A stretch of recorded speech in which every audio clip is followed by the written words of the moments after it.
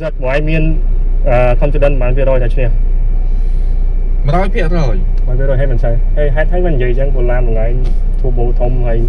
cái làng thông chưa tôi bó thúng cùng lăng khlang chiến chi smooth chiến tròn phù chiến xin tôi tình chiến chả mơ mới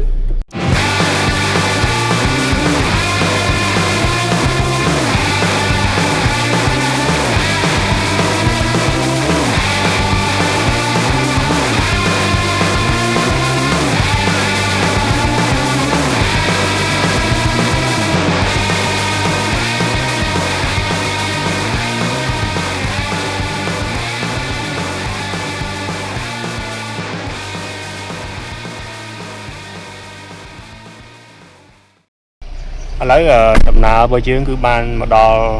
anh vậy tha bẹt đạp đấy cho nhưng mà đo chỉ phạt đấy hay sáng cứ phải chỉ mùi việc bẫy hay đừng ngọt nghe cười như vậy cho nhóm cứ rồi su phong lời cái đồ phong cứ coi chỉ mùi liệt xong mùi vào lỗ hay cái nó cứ cái này dương còn bộ trăm lòng sả chăm sóc cho bạn từ hàng chị hạt lời lá một ngày một mảnh mỗi cái lỗ mạnh đi tới average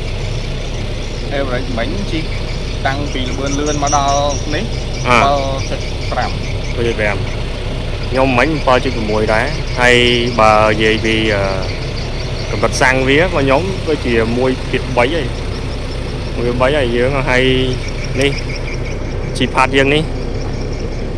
hello đươn hello mui xe hello cái dương đó gì pha lại cái mua trăm sờ lọn bây giờ hay ná bây giờ nó ban vậy tục cho ban môi thiện thế hay mà rột giếng môi thiện bay đôi kia chân mơ hơi buổi đó đấy cứ chỉ ultimate thì hai ta challenge rồi bỏ Mitsubishi Triton GS hay Mitsubishi Triton GS Star Plus muối mà dân được vậy mà dân tầm hôm nơi kia đấy cứ buôn lít còn là muối turbo thùng mơ ta muối na đại nhưng cái tha ai trở lại mà rốt trên trường thế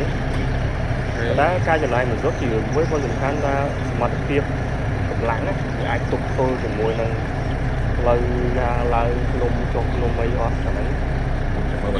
dương nâng cái chuyện chỉ muối năng ở rong muối gì là một sợi lồng ca tôi tầm ra mò tin này ok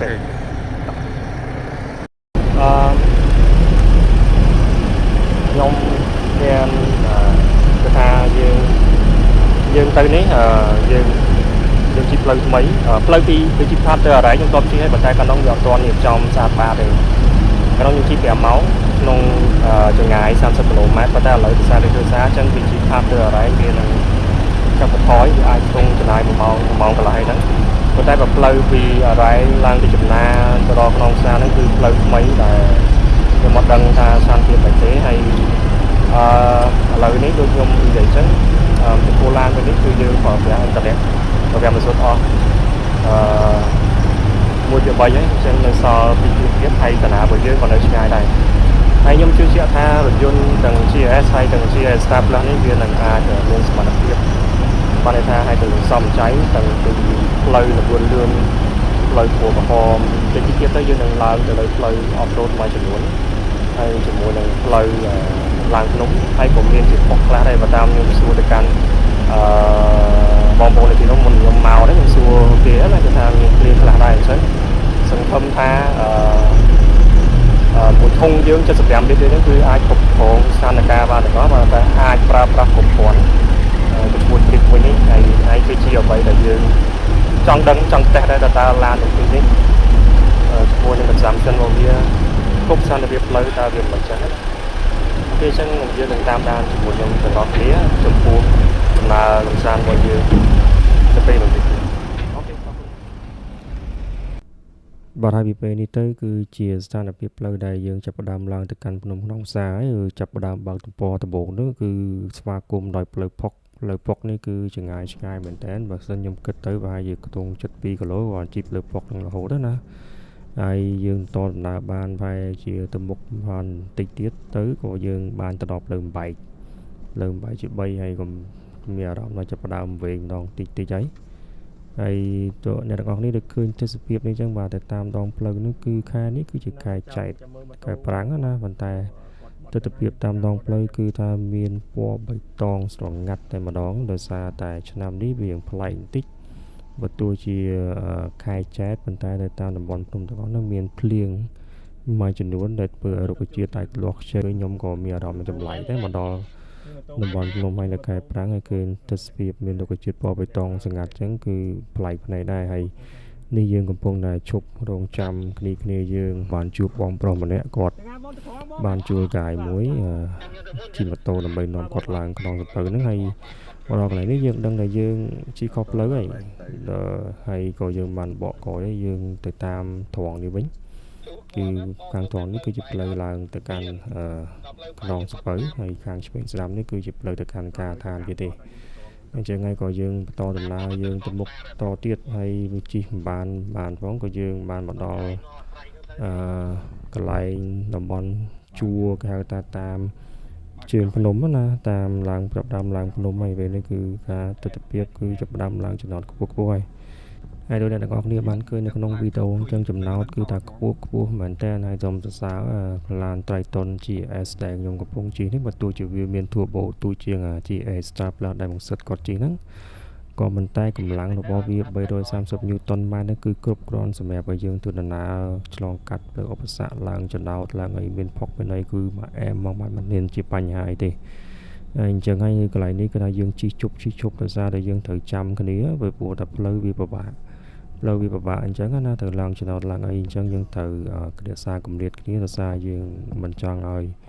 មានជាបញ្ហាឧទាហរណ៍ថាយើងអាចមានជាបញ្ហាណាមួយថាអាចទៅអិល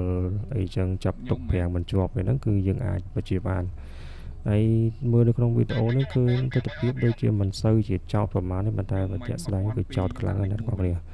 គឺថាកន្លែងនេះបងសិតគាត់នេះគឺជាកាមេរ៉ាចេញពីឡានបងសិតណាគឺគាត់កំពុងតែប្រើ Hill Descent Control របស់ GS Extra Plus ហើយសម្រាប់ក្លានរបស់ខ្ញុំ GS គឺអត់មាន Hill Descent Control ទេហើយក៏អ្នកទាំងអស់គ្នាបានឃើញគេថាការចាប់ប្រាំងរបស់ GS Extra Plus ដោយប្រើប្រាស់ប្រព័ន្ធ Hill Descent Control នេះគឺថាមានប្រសិទ្ធភាពខ្លាំងមែនទែនហើយដោយសារតែវាចាប់ប្រាំងដូចយ៉ាងយឺតពេកវាសុវត្ថិភាពខ្ពស់ណាគាត់ធុញគាត់បិទអាប្រព័ន្ធគាត់ប្រឡែងមករូទៅហើយបងប្អូនគ្នាកុំធ្វើដូចគាត់ដោយសារតែគាត់គឺជាអ្នកដែលគេហៅថាមានបទពិសោធន៍ច្រើនក្នុងការធ្វើការអបរោតហើយឡើងចំណោទចឹងច្រើនតាក់ទងជាមួយនឹងការចុះចំណោទពោះបើសិនជាមានប្រព័ន្ធ Hill Descent Control ដែលមានប្រសិទ្ធភាពដូចជានៅក្នុងឡាន Triton GS Extra Plus នេះគួរតែប្រើទៅកុំបិទទៅគាត់ដោយសារគាត់ដាក់អាហ្នឹងទៅវាយឺតខ្លាំងអញ្ចឹងណាបើថាវាយឺតខ្លាំងហ្នឹងបើថាវាមានប្រសិទ្ធភាពក្នុងការចាប់ប្រាំអបប្រាំមកយកធ្វើកុំឲ្យឡានយើងល្អិលទៅលឿនប៉ុន្តែគាត់ថាវាយឺតពេកសម្រាប់គាត់ចឹងក៏គាត់បិទប្រព័ន្ធហ្នឹងគាត់ជិះមករូទៅហើយយើងបន្តដំណើរទៅមុខទៀតហ្នឹងគឺតាមឡើងភ្នំចុះភ្នំនៅហ្នឹងគឺតាមផ្លូវទេសភាពស្អាតឡើងភ្នំចុះភ្នំគឺពិបាកហើយយើងអ្នកទាំងអស់គ្នានេះយើងជិះមកដល់កន្លែងនេះក៏យើងបានជួបជាមួយនឹង idol របស់យើងបងប្អូនម្នាក់ដែលខ្ញុំនិយាយពីក្បាលវីដេអូមិញហ្នឹងដែលខ្ញុំនិយាយមិញហ្នឹងគឺគាត់ឈ្មោះថាបងស្នាហើយអ្នកទាំងអស់គ្នាប្រហែលជាស្គាល់គាត់ហើយដំបូងក៏ខ្ញុំមិនដឹងថាគាត់ជាបងស្នាដោយសារគាត់ពាក់មួកអញ្ចឹងហើយដល់ពេលដល់ជួបគាត់ទៅមកឡើងក្នុងផ្សារនេះឥឡូវជួបបងស្នាដែលជា idol គាត់អ្នកហៅថា adventure ហើយខ្ញុំនិយាយចាំទៅខ្ញុំស្គាល់ផ្លូវថ្មដាថ្មហើយក៏តចាំគាត់ដែរបងខ្ញុំខាងមកខាង Triton ហើយជាខាងក្រុមឡានណាហើយថ្ងៃនេះមកលេងក្នុងផ្សារហើយគេដនបានមកផ្សារហើយគាត់មកនេះគឺគាត់អត់តន់ទៅមុខទេគាត់គិតថាយើងអត់ស្គាល់ផ្លូវចឹងមកគាត់ទៅចាំចឹងអរគុណច្រើនបងស្នាបងស្រួលផ្លូវបាទខ្ញុំមកពីកោះស្ដេចពេលខ្ញុំមកដល់ផ្លូវចូលជាផាញ់ខ្ញុំឃើញឡានបងហ្នឹងបាទតែខ្ញុំគិតថាស្មានដំបងមកលេងតាមទីផាទៅអត់គិតថាមកដល់នេះបាទខ្ញុំចូលញ៉ាំបាយនៅ stop stay អូឃើញបងមកនិយាយថាអូហើយទៅមិនគិតថាមកដល់នេះទៀតគិតថាបាយមកដល់នេះណាបាទតាមអរ៉ៃទៀតដល់ពេលជិះម៉ូតូបានឃើញបងចូលញ៉ាំបាយចឹងបាទហើយក៏មកដូចគោលដៅដូចគ្នាតែតាមគោលដៅខ្ញុំថាទៅក្នុងកពើទៀតបាទអ្នកគ្នានេះបងស្នាហើយនិយាយចាំទៅខ្ញុំនិយាយចឹងខ្ញុំស្គាល់ផ្លូវស្គាល់ក៏ធ្លាប់សួរគាត់នៅក្នុង comment ដែរសួរគាត់ទៅផ្លូវថ្មដានវិញក៏គាត់ឃើញ comment ហើយធ្លាប់យកវីដេអូគាត់ប៉ុកក្នុងក្រុមឡានយើងដើម្បីបង្ហាញបងប្អូនដែលតាក់ទងជាមួយផ្លូវចឹងណាអញ្ចឹងបានជួប idol ហើយអញ្ចឹង dương chỉ dương lại nông xa cho mỗi cốt hay dương đừng chi cho mỗi nên làm mấy ai ta ở dương chui tục từ đẹp nên chắc là xa của nhóm lán với ai chọc bạ trên mặt hồ អត់ទេពីនេះទៅស្រួលតែគាត់ថាវាអត់ដូចឡើងខ្ញុំមិញវាបែកពួកតែពីនេះទៅរបៀបអញ្ចឹងទេបាទនៅខាងមុខនោះវារៀងឡើងខ្លាំងតែឡានបើកទៅបើកមកបាទតែគេបើកទៅបើកមកអញ្ចឹងអត់ជាបញ្ហាទេបាទអូខេអរគុណច្រើន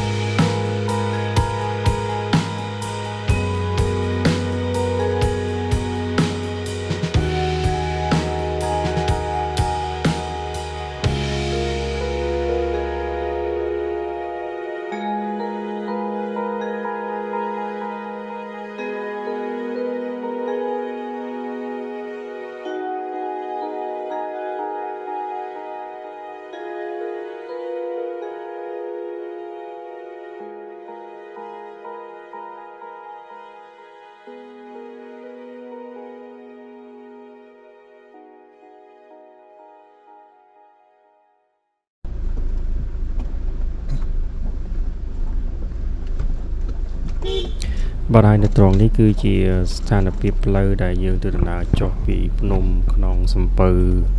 និងក្នុងផ្សារវិញគឺយើងចុះទៅតាមទម្លាក់កងជើងគឺយើងអត់ចុះទៅតាមផ្លូវរែងចំណាវិញទេដោយសារតែវាមានសភាពគេហៅថាឆ្ងាយផ្លូវហ្នឹងវាឆ្ងាយដែរអញ្ចឹងណាហើយក៏ប៉ុន្តែដោយសារតែផ្លូវចុះពី